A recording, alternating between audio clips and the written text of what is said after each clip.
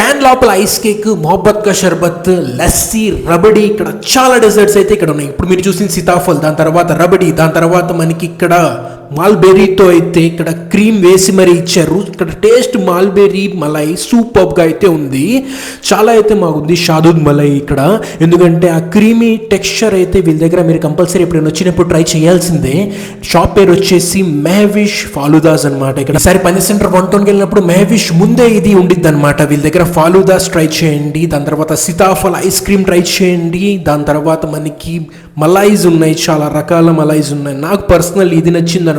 మనకి strawberry ice cream లాంటిది ఇచ్చారు, క్రీమ్ స్ట్రాబెరీ, చాలా అయితే సూపర్గా ఉంది. మీకు కంపల్సరీ నచ్చింది. రేట్స్ నేను ఆల్రెడీ మీకు ఇక్కడ మెన్షన్ చేశాను. మెనూ పాస్ చేసుకొని వీడియో సేవ్ చేసుకొని ఈ లొకేషన్కి వచ్చేయండి. నా పేరు అబ్బాస్, విజయవాడ.